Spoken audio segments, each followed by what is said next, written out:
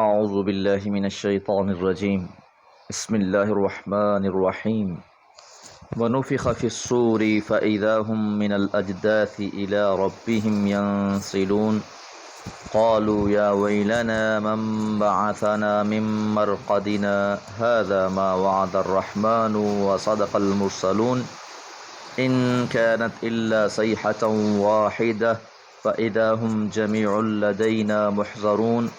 فاليوم لا تظلم نفس شيئا ولا تجزون إلا ما كنتم تعملون. إن أصحاب الجنة اليوم في شغل فاكهون. هم وأزواجهم في ظلال على الأرائك متكئون. لهم فيها فاكهة ولهم ما يدعون. سلام قولا من رب الرحیم. سورہ یاسین آیات 51 سے 58۔ سابقہ آیات میں ہم نے یہ بات جانی، منکر لوگ کہتے ہیں کہ بھلا یہ وعدہ کب پورا ہوگا، عذاب کب آئے گا، قیامت کب قائم ہوگی؟ تو جواب دیا گیا تھا کہ یہ تو بس ایک صیحہ واحدہ ہے، ایک ڈانٹ ہے، ایک زوردار آواز آنی ہے اور دنیا میں یہ مبتلا عذاب ہو جائیں گے۔ وَنُفِخَ فِي الصُّورِ، اور سور پھونکا جائے گا۔ نفخہ اولا، نفخہ ثانیہ۔ جب پہلی بار سور پھونکا جائے گا تو سب ہلاک ہو جائیں گے، کوئی باقی نہیں بچے گا۔ پھر جب نفخہ ثانیہ ہوگا، دوسری بار سور پھونکا جائے گا، جو یہاں ذکر کیا جا رہا ہے۔ فَإِذَا هُمْ، پس وہ، مِنَ الْأَجْدَاثِ، قبروں میں سے، إِلَىٰ رَبِّهِمْ، اپنے رب کی طرف، ینسلون، چل پڑیں گے۔ روز قیامت صرف ایک نفخہ پھونکا جائے گا۔ حضرت اسرافیل علیہ السلام سور پھونکیں گے۔ تفسیر المیسر میں لکھا ہے وَنُفِخَ فِي الْقَرْنِ نَفْخَةُ الثَّانِيَةُ، کہ جب دوسری بار سور پھونکا جائے گا، تُرَدُّ أَرْوَاحُهُمْ إِلَىٰ أَجْسَادِهِمْ، تو روحوں کو ان کے جسموں کی طرف لوٹا دیا جائے گا۔ فَإِذَا هُم مِّن قُبُورِهِمْ يَخْرُجُونَ إِلَىٰ رَبِّهِمْ، اور وہ سب اپنی قبروں سے اپنے رب کی طرف نکل کھڑے ہوں گے۔ اب جب قبروں سے نکلیں گے تو دو قسم کے لوگ ہوں گے۔ ایک ایمان لانے والے ہیں جن کو یقین تھا روز قیامت بالآخر ہمیں اٹھایا جائے گا، اور دوسرا گروہ جو دنیا میں اس بات کو تسلیم کرنے کو ہی راضی نہ تھا کہ مرنے کے بعد دوبارہ اٹھایا جائے گا۔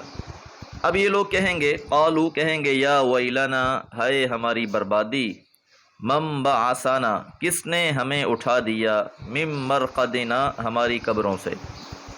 یہ تو دنیا میں مذاق اڑایا کرتے تھے، دوبارہ جی اٹھنے کو مانتے ہی نہ تھے، سمجھتے تھے کہ بس ہڈیاں گوشت گل سڑ جائیں گے۔ اب جب اٹھایا جائے گا تو گھبراہٹ میں یہ بات کہیں گے، جبکہ اہل ایمان انہیں جواب دیں گے ھذا ما وعد الرحمن، یہ وہ وعدہ ہے جو رحمان نے کیا تھا، وصدق المرسلون، اور سچ کہا تھا رسولوں نے، کہ اللہ کا وعدہ بھی سچا ہے، اللہ نے آج اٹھا دیا ہے، اور جو باتیں انبیاء علیہم السلام نے بیان کی تھی وہ بھی سب سچی نکلی ہیں۔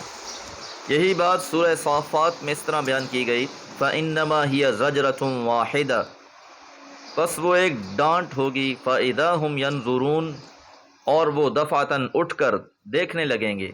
وَقَالُوا، اور کہیں گے، یا ویلنا، ہے ہماری ہلاکت، هَذَا يَوْمُ الدِّينِ، یہ تو جزا و سزا کا دن ہے، اور انہیں کہا جائے گا هَذَا يَوْمُ الْفَصْلِ الَّذِي كُنْتُمْ بِهِ تُكَذِّبُونَ، یہ وہی فیصلے کا دن ہے جس کو تم جھٹلایا کرتے تھے۔ ان كانت الا صیحة واحدہ، بس وہ ایک زور کی ڈانٹ ہے، فَإِذَا هُمْ، بس اچانک سے وہ، جمیع لدینا، سارے ہی ہمارے پاس، محضرون، حاضر کر دیے جائیں گے۔ تو اس حاضری کے لیے بھی کوئی بہت لمبے چوڑے انتظامات کرنے کی ضرورت نہیں ہے، بس ایک آواز سے ہی سب کو اکٹھا کر دیا جائے گا۔ فَالْيَوْمَ، پس آج کے دن، لا تظلم، نہیں ظلم کیا جائے گا، نفسن، کسی جان پر، شیئا، کچھ بھی، آج کے دن کسی پر کوئی ظلم نہیں ہونے والا۔ ولا تجزون، اور نہیں تمہیں بدلہ دیا جائے گا، الا، مگر، ما کنتم تعملون، جو تم عمل کرتے تھے، کہ آج تو تمہیں تمہارے اعمال کا ہی صلہ ملنا ہے، جو جیسے عمل کر کے آیا ہے۔ اچھے اعمال والوں کو اچھا صلہ ملے گا، برے اعمال والوں کے لیے برا ہی انجام ہوگا۔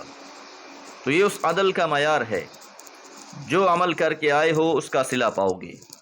ان اصحاب الجنتی، بلا شبہ جنت والے، الیوم آج کے دن، فی شغل فاکہون، اپنی دلچسپیوں میں ہی مگن ہوں گے۔